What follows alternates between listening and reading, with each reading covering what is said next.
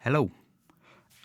So I thought I'd try making a video about the fallout from the weekend. There was all the chaos, had the announcement, assistant manager, lots of rush decisions. I just wanted to kind of reflect on it all a little bit. Next game week, there'll be more information after the League Cup results, FA Cup. Think about transfer plans in the future, but just wanted to reflect a little bit on all the chaos. I want to talk about the announcement for the doubles and why there was so much silence on it. Nobody predicted it, and I know I kind of predicted it, but it was a bit of a mistake. So I'll talk about that. But why was there so much silence on it? I want to talk about all the choices that people made, whether it was right to go triple captain or to assistant manager or take a Liverpool player out and go for slot and all this kind of stuff. I want to kind of reflect on that and think what was the right decision, or would I make different decisions now if I had more time to think about it. I also want to talk about the assistant manager chip, and I want to try and defend it a little bit. I just feel like there's a lot of people in the community don't seem to like it, and that bums me out a bit because I love it. So I'm going to try and defend the assistant manager chip a bit. And then I may talk a little bit more about pain. It's becoming a theme in my videos, but like Wood, I sold Chris Wood, how to deal with that kind of pain you get in FPL sometimes. It's like, it stings. But anyway, I might talk about that at the end. I'll put timestamps if you want it.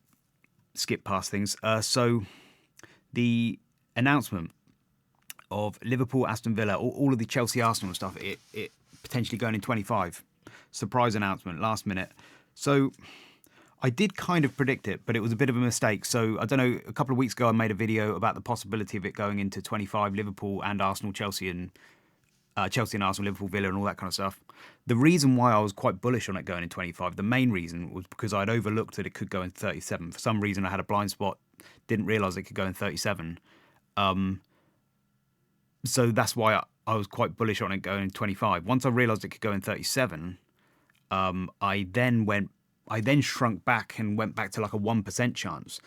In my mind, it was like I still thought there was a 1% chance, but I just shrunk right back.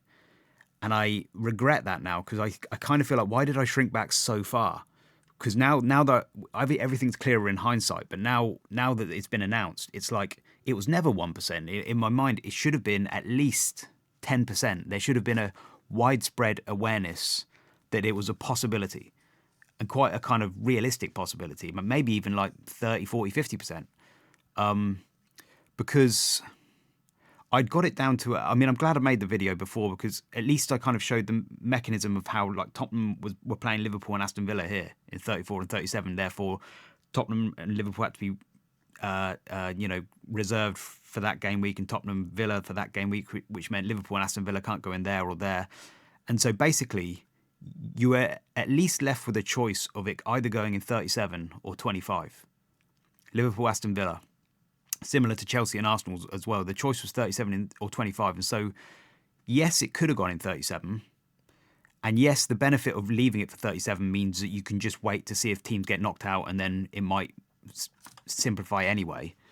But that little 1% nagging part in my head, I wish I hadn't gone right back to 1%. I wish I'd kind of been a bit stronger with that, because in my mind I was thinking, well, there's still a possibility it could go in 25, because you've got a blank in 29 and then a free midweek in 25 potentially, and it's like, why not just put it there? It's a bit short notice, but given that we've had a lot of postponements since coronavirus and stuff, there's been a lot of postponements. We've had there was a Tom Lockyer collapse, and there was postponements for wind and almost postponements for snow and fog, and there's a lot of postponements. So maybe there is a sense nowadays to kind of be more proactive and bring it forward just in case. And I think if I was a rescheduler, I'd be pushing to put it in 25 because it's just safe. It's just get it done, get it clean, just because you never know what could happen in this period. There could be another postponement, and then all of a sudden you're screwed. If you've left it for 37 and then there's another surprise postponement somewhere, you could be screwed. So with that in mind, I kind of feel like there was a good chance it could have gone in 25, and maybe not maybe not 30, maybe not 40%, who knows? But I just feel like the community should have known that there was at least a 10% chance, as good as Tottenham or Fulham, or maybe close to Tottenham and Fulham. And there was just total silence. It just sprung everybody by surprise, even myself, because yes, even though I made that video and I thought it could be a chance, once I realised it could go in 37, I shrunk back to 1%, to the extent that I actually sold Chris Wood to Gakpo on Thursday night. Although that's also partly because I'm just stupid and I kind of forgot that there was a possibility of it, and I had to go to bed and I just rushed it, and I forgot that there was this slight possibility. But still, it showed that I had dismissed it from my head so much of it being a chance. And I'm trying to think why I shrunk back. Obviously, everything's clearer in hindsight, but why did I shrink back so far to just thinking there was only a 1% chance, when now it seems like there was a good chance, at least 10, 20%. And I think for me it was there's a sense of like there was silence in the community, and I just assumed that I must be an idiot or something. Like, I think, to be honest, I felt a little bit embarrassed because I made this call and then I realised I was wrong, and I was like, oh yeah, I'm an idiot. And so I think I shrunk back too far. And when there's silence in the community on that, I just assume that if I was to suggest that it goes in 25, I'm just going to sound even more like an idiot now because nobody else is talking about it. And that feeling, like you get this in psychology sometimes. I've seen studies where they have a room full of actors and then one participant, and then they'll have like smoke alarms go off or smoke in the room, or there'll be somebody calling for help, and the actors don't react. And then the participant looks around and thinks, shouldn't we react?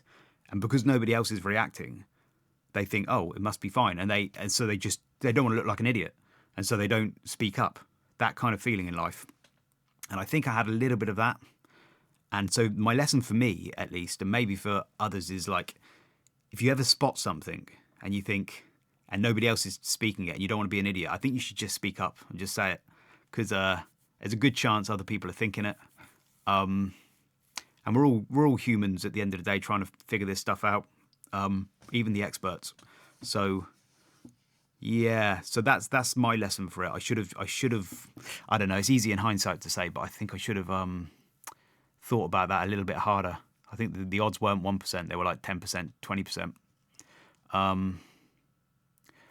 Yeah, but for future reference, at least we've learnt. At least we know now that the Premier League, there is that chance that they might be more proactive. Maybe it's ever since coronavirus. Maybe they were just lazy bums in the past, and then now they're more. Maybe they've got new management, new member of staff doing it. Who knows? Anyway, lessons learned though. I just think there would have been less panic, less. I mean, I wonder what I would have done differently. Like, would I have bought a load of people might have kept double Arsenal. People might have kept Raul Jimenez and all this kind of stuff. I mean, I did, but people might have prepared and would have got more transfers ready, all kinds of stuff. So yeah, annoying. So anyway, that's that. Then there was the fallout. So afterwards, we all made decisions of what to do. The biggest decision was to go for assistant manager because it's 5 game weeks. No brainer. Now, I've gone assistant manager. I did go assistant manager in the end. I went for Moyes. Sorry, because I did Wood to Gakpo on the Thursday night. It just felt like I just didn't want to sell Gakpo to get Slot. That was just too much of a loss to do that now. Which is obviously, it would have worked out nice if I'd kept Wood. Well, yeah, if I kept Wood. But yeah. So that's what I did. I got Moyes in. But the chaos, yeah. So most people went for assistant manager because of the 5 game week thing. But I don't think it was necessarily obvious that you should do that. And again, so I want to talk about this assistant manager because one of the complaints is that it's so powerful. People keep talking about it being so swingy and so powerful. I don't think it is. And I'm glad to see quite a lot of people didn't go. There was a fair few people in the community that didn't go for it. And some people stayed on triple captain and some people were going to save it for the end. I'm glad to see that because at least it gives a sense that some people, are aware of it's not that powerful. It's like it's 5 game weeks versus 4 isn't necessarily better. It depends on the fixtures in that in that run of 5. But when I looked at all the options, because you didn't have much time, it happened on like Friday. I was working Friday evening, working Saturday morning. All happened really quick. Just didn't have much time to process it. But when I looked at all the options, they all came out kind of even in my mind. So the first option was to go assistant manager, and you either go Slot or Moyes. People that only had 2 Liverpool, it seemed natural to go to Slot. I think if I hadn't have done Wood to Gakpo Thursday night, there's a good chance I would have gone Slot. I think there was, given the nervousness and the kind of unexpected nature of the announcement, there was a sense of security to just play it safe with Slot. So it's understandable people went for Slot. If you had triple Liverpool, some people sold a Liverpool player to go to Slot. Now, I don't think that was too crazy, because if you go for Moyes, if you have triple Liverpool and Moyes, you're almost guaranteeing yourself a manager transfer for game week 25. And so, whereas if you go sell one of your Liverpool and go for Slot, there's a fairly good chance you're going to stay in Slot for 2 game weeks. So transfer-wise, you're not actually losing a transfer there. So I could understand that. It's just a matter of who you prefer to go with. So that didn't make much difference to me. So that was probably quite even. But if you had triple Liverpool, I also think going for Moyes, the Moyes-Emery route was fine as well, because like at first I thought, damn, I wish I hadn't done Wood to Gakpo. I could have just gone to Slot, made it easier. But then I started kind of thinking, well, actually, I quite like the Moyes and Emery punts. They're not too bad. And also, I think I'd rather have triple Liverpool and Moyes as my double Everton, because with Everton and Aston Villa and Fulham and Tottenham, I don't think I want 3 of their players. Whereas with Liverpool, I'm happy to have 3. I'm quite happy to have Gakpo, Salah and Trent. So it seemed there's something nice about that, about having your manager as your second or third player from those teams. There seemed to be a calculation there. It is like, Gakpo plus Moyes or Slot plus Ndiaye or something. Now, obviously, Ndiaye got a goal, but there was I don't know. There was something about having triple Liverpool, and then Moyes just sounded fine to me. And I did like the punt, the Moyes Emery path. They looked like nice picks. So Moyes had like Leicester at home and then Liverpool away. And the Liverpool away is a tricky one. It's not a great table bonus game, but it's Goodison Park and it's the Moyes new manager bounce. And the Leicester odds are actually higher than the Liverpool odds. The Everton win odds against Leicester were actually slightly higher than Liverpool's odds to beat Bournemouth anyway. So felt nice. And then the Aston Villa one, game week 25, or Fulham, they both seem like good table bonus picks. So Aston Villa versus Liverpool, it's got 26%. I suppose it's all right. It was this Fulham one that's really nice, on 43% win odds against Nottingham Forest for some reason. But that's really high at home.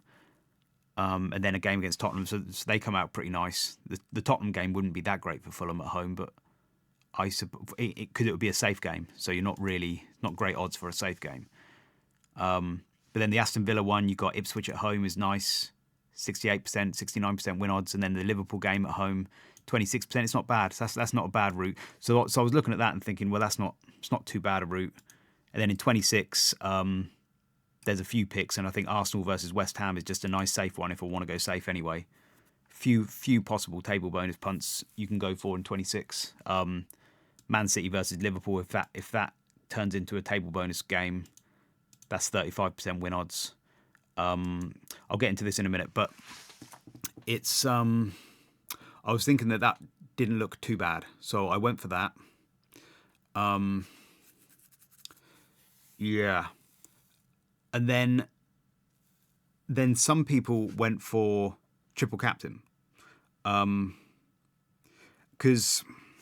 what do I want to say? Because look, at the end of the season, 36 to 38, assistant manager, you might get some really good punts. But you might not. Like, I don't know if you're going to get much better than some of these. I mean, a 43% win rate for Fulham versus Nottingham Forest is really good. I suppose these ones aren't great. But I don't know. When I was doing up the maths, I did some rough maths, and I got it to like between somewhere about 35 and 39 EV. which is just a rough number I was putting on it for assistant manager 24 to 26. And I think if I was to put a rough number on 36 to 38, you might get about 32 to 36 points. So you might lose a few points there. And then you look at triple captain. Triple captain now in 24 was about like I had ended up at about 15 EV. And can you get? I think you might get about 15 EV if Liverpool get another double in 36 or possibly 33 if they get lucky, if something happens like that. Or you got the Southampton game, which is about 13 EV. I don't know. This is rough maths. But I felt like all the differences between all these numbers were kind of not that much. It was all fairly similar. Because like the triple captain is now, obviously it's looking good now. Salah's got a couple of goals, but I think that's he's overperformed what we would have expected a little bit. People were going in thought that Bournemouth Everton was kind of a tricky double game week there.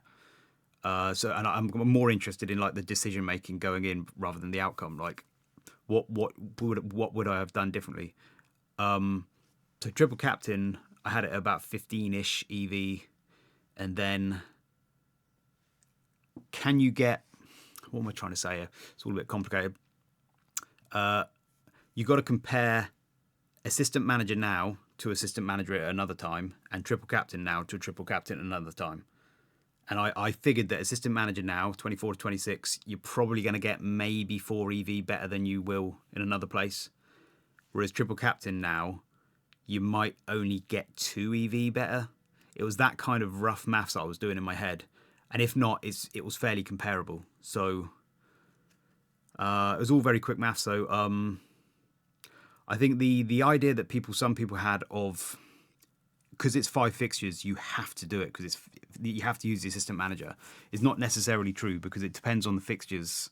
If you get, because some of these double game weeks are not actually that great. If you think most games average about 8 or 9 points, you'd think you could get up to 40 points, which you nearly can. 35 to 39 is close, but some of these doubles aren't that great. So you're losing a couple of points there. Whereas in 36 to 38, if you can get like 4 decent table bonus games, you might get 40 EV just in 4 games. You might get up to that. Because some of these table bonus games are good. Like, here's one that might happen in 25, West Ham versus Brentford. And that'll be that's only a single, but that'll be 10.93. You can get some good points there. So using it in 36 to 38, you might have got better EV. It's not absolutely obvious that just because you got 5 game weeks, you should use the table bonus, the assistant manager. So that's something I was thinking. I think probably the best thing is people that are saving the triple captain for 25. And if Liverpool actually beat Tottenham and they get that triple captain with Salah on Wolves and Aston Villa, I reckon EV-wise, at least going into it, that would be the best. And then using your assistant manager at the end. It's a little bit risky because we don't know that Liverpool's definitely going to beat Tottenham, but you could have had that punt. And if anybody did, I think that might be the best thing.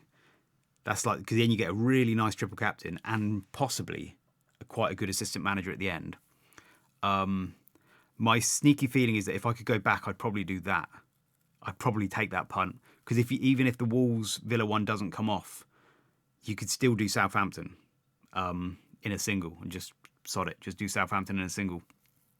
So I think that was the best triple cap. Well, I don't know. That's my rough guess. And if I could go back, I would do that because, again, so yeah, I like this assistant manager chip as well. So I was actually looking forward to kind of really thinking about it and planning for it and stuff. So there is that as well, that I would have liked to have kept it in hand till the end of the season. The Hail Mary side of it. Yeah, I would have done that. And also there was a user on Twitter called FPL Bronx, I think his name is, and he made a good point about how we didn't plan for it right now, and using it in 24 is, if you use your assistant manager later, you have the advantage of being able to plan for it better as well. and there's a certain EV value that should be added with that as well. So yeah, in hindsight, I think that's what I would have done. Triple captain 25, maybe 24, but triple captain 25 and save the AM till the end. The only reason I did it now was I didn't mind Moyes and Emery. That route just felt nice to me. There was a good buzz about Moyes, so I just fancied it. Yeah, and I wasn't too bothered about getting triple doublers with all these other players, because that's the other thing. If you had assistant managered at the end, you might have had a couple of extra transfers to bring in more Villa players, more Everton, Tottenham, Fulham, whoever, maybe even Arsenal, Chelsea. So that is what I'm thinking about that. Yeah, might have had more chance to bring in more doublers. I think that's all I want to say about that. Yeah. So I'm sure I had one more thought. I always have like little thoughts on the tips of my head, and I can't remember what it was. So anyway, that is what happened, and most people were assistant managered, and we'll have to see what happens with that. But all the paths are fairly even, I think. So it's not really that big a deal. We'll just see how they play out. So the next thing I want to talk about is assistant manager, and the fact that a lot of people don't seem to like it. I've seen a few polls on Twitter, and it seems to be like 2/3 of people don't like it, and a third do. And I really like it, and it's a bit like sad for me because I love it, and I really hope they keep it every season. But I think it's a bit sad to see that so many people don't like it, because they probably won't bring it back now if people don't like it. And I wanted to just try and defend it a little bit. Now, of course, like, people are entitled to their opinion. Maybe they're right. Maybe in time I'll come to dislike it. But at the moment, I like it. So one of the arguments that people give is that FPL should be about picking players, not teams. We're picking scorelines, and it should be about picking players. Now, one thing I want to say about that is, like, there's been this sleeper app, this Pick'em League that people have been pushing. So, I mean, I've noticed that some of the content creators who have mentioned that it should be about players and not picking teams, they're also the same people that have been pushing this sleeper app, this Pick'em League, and talking about how you just pick the win, lose or draw, and it's really fun, and you enter these leagues and all this kind of stuff. And it's like, why is that fun there but not fun when you bring it into the game? I mean, maybe there is a difference, but I just sense a little bit of a contradiction there. Like, why is that one fun and why is it not fun when you bring it into the game? And I've also, some people talk about, FPL like it's kind of chess, like it's like this sacrilegious thing that you can't change. And I don't think it is. FPL is like it's a fun family fantasy game, and it's always been a bit gimmicky. You got bench boosts and triple captains and free hits and stuff. And so for me, like, adding managers into the game, an assistant manager, and having scoreline predictions just seems like a perfectly natural extension of the fantasy format. You know, we all talk about the managers all the time. They're already in our minds. We're always talking about them. It seems like a really natural thing to just bring them into the team, bring them into the game. Pick some scorelines as well, some more things that we can think about with predictions and stuff. So it always seems to me like just a natural extension. It's been done before in other fantasy games, I think. So yeah, I don't see that as being a very good reason why you shouldn't have the assistant manager chip, because it has to be about players. Like, why does it have to be about just the players? So yeah, I mean, maybe if they made it wider, I don't think they'd do it for a whole season, because the table bonus thing wouldn't make sense at the start of the season. But maybe if they made it a more permanent thing, it might become more annoying. But even that, I'm not necessarily against. I'll have to wait and see. But at the moment, 3 game weeks just seems fine. A second complaint that people give is that it's not fair for casuals. Like, I've heard this, that it's going to put casuals off. And I find that a bit of a weird argument, because for the last few years, being on Twitter, and like, everywhere I go, I hear lots and lots of engaged managers having loads of good ideas for FPL. Like, why I wish they did this and I wish they did that. All these different ideas for FPL. And then, but then those conversations almost always end with like, but FPL are never going to do anything about it because they only care about the casuals. They don't care about engaged managers. They're never going to make these changes. They don't care about us. They just care about the casuals. And so I find it weird that this argument that, oh, this chip is not fair for the casuals, those poor old casuals, they just won't understand it. And it's not fair on them. It's great for us, engaged managers, but not fair for them. It's like, well, that's it. I mean, it might not be the same people making those arguments, but I just find that to be a contradiction as well. Like, why not? Why not have something good for engaged managers? Like, finally, they've given something that's good for the engaged managers to get their teeth into. Why not be happy about that? It seems slightly weird to me that there's so much concern about casual managers now. And if you're worried, well, the third reason as well is like some people say it's too complicated. And if you're worried that it's going to put people off, I think FPL is already complicated, and yet there's 11 million people playing it. Like, if you look at the price changes, you try explaining that to a newbie, it's like it's already quite complicated, FPL, and yet it's a growing number of people play it every year. And so I don't think it's that complicated. I think it's only complicated if you want to overthink it and get deeper into it. If you want to play the game simply, you just pick a manager. And if you ain't got the money, just find it. Just get a transfer, make it work. I think when I was a casual, I don't think I'd have overthought it. I'd have just picked it and played it on anybody. I don't think I'd have cared that much. So I don't think it's that complicated. It's only complicated if you want to start exploring the table bonus thing and all this kind of stuff. But then that's the reward for deeper engagement. If you want to have that reward, and a good game shouldn't be all luck. It should have reward for deeper engagement. I think so. It should be a combination of those two things. So I don't think it's that complicated, and I don't think it's a bad thing to have something that's good for engaged managers, especially as there was less doubles this season, and so the reward for being more engaged might have gotten less. So this might balance it back out again, give us a bit more of a reward potentially. Then one of the biggest complaints I've heard is that it's too swingy and it's too powerful. People keep complaining about this, about it being too swingy and too powerful. And they keep saying like mini leagues will be decided by this thing. And I just don't agree with that at all. So I've said this a few times, but like every game week we pick 11 players and one captain, and that's 12 rolls of the dice. 38 game weeks, that's over 450 rolls of the dice. The AM chip gives us like 3 or 4 more rolls of the dice, maybe 5 in a double-double. So you've got 450 plus rolls of the dice. AM chip gives us 3 or 4 rolls of the dice. So when you're talking about mini leagues being decided by this chip, it's like it's not. It's like they're going to be decided by these other 450 rolls of the dice you do. Now, those 450 rolls of the dice plus, they average about 5 points per roll. This AM chip probably will average about 8 points per roll.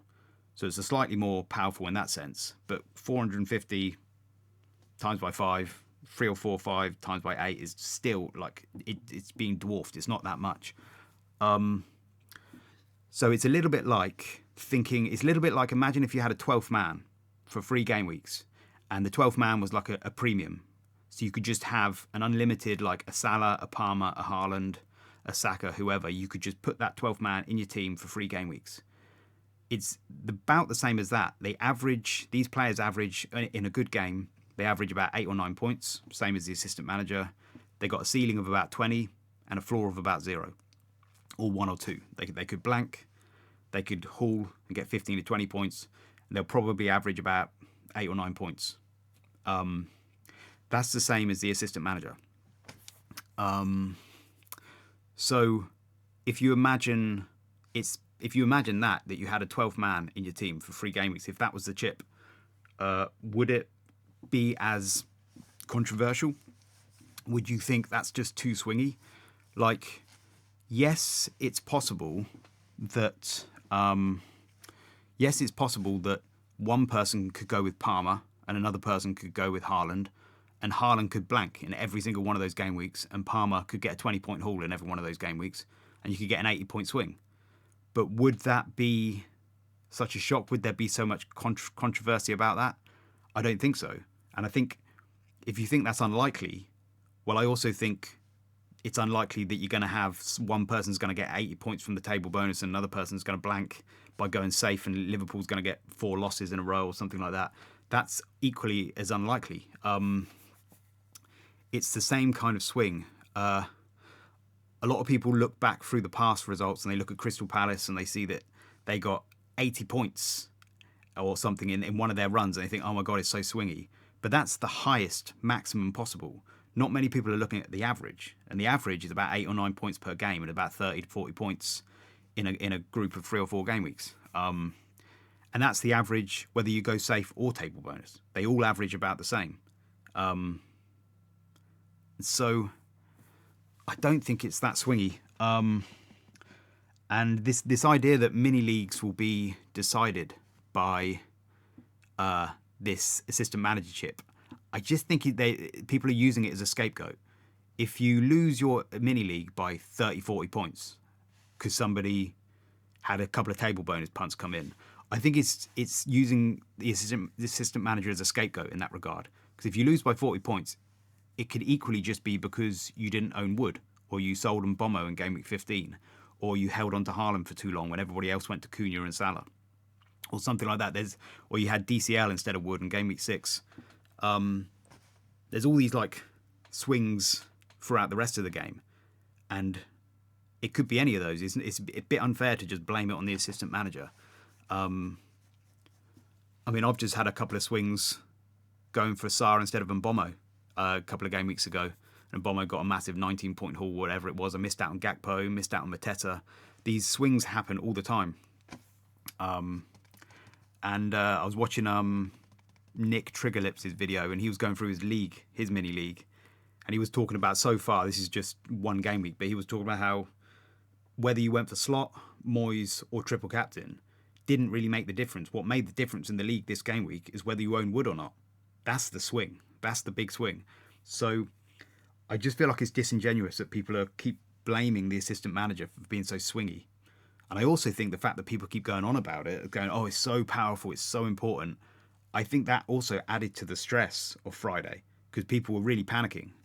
Because it's, oh my God, it's so important. And it's not that important. It's not that big a deal, I don't think. So, yeah, I wish people wouldn't keep going on about that. I don't think the maths is right on that. Yeah, what else did I want to say about that? Yeah, I just don't think the maths is right on that. And if you think like, because some people say it's too much luck involved as well. There's you never know. Like a table bonus team could just get a monster haul and all this kind of stuff, and a safe team could lose, and then you get this massive swing. But then it's the same odds with the players.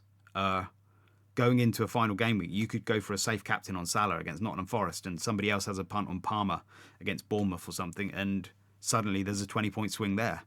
And when you look at XGI, somebody's XGI 0.75, that's like saying they've got about a 75% chance of returning in any game. And when a team has a win rate of about the 75, or bookies odds are 75%, that's the same thing. There's a 25% chance they could blank and lose. And it's the same kind of odds you have with the players that you do with the teams. And a table bonus team is kind of like, imagine owning, your 12th man was Palmer, and imagine Palmer, every third game week, he got a 20-point haul, then he got a 10-point haul, and then he blanked. 20 points, 10-point blank, and that was his like routine. He was like averaged out like that. It's kind of, that's what table bonus teams are like. Every third game week, they might get a 20-pointer. That's a 33% win rate. And then the next game week, they might get a draw, 50%. And then the next game week, they lose and get a blank. So that, I don't think is any more luck than what we normally have in the game. And I don't think it's that swingy in comparison to the rest of the game, all the other picks we have. I don't think it's too complicated. The game's already quite complicated. And in fact, this is one of the things I love about the assistant manager, is how much there is to think about. Like, I love getting my teeth into it. it's so integrated into the game. You have to think about, it's not just this slap-on thing. It's integrated. You have to think about your transfers and your budget and when you're going to use it with your chip strategy. And I really like the table bonus thing. That's something I've been trying to figure out. I'd love to be able to predict. This is just me being a geek though, but I'd love to be able to predict who's going to be a table bonus team. I really want to make like a fixture chart with like the percentage odds that a team will or will not be a table bonus team in any game week. Because there are some that you can mathematically rule out and some that you can mathematically rule in. And then there's all the in-betweens, and you can look at the fixtures and work out the probabilities. I like that stuff, but that's just me being a geek. So, assistant manager, yeah, that was my attempt at defending it. I just think it's a really good chip. I've been really enjoying it. I've enjoyed this entire season. I mean, being ranked like near the top 10k and that is helps, but yeah, I've really enjoyed this season.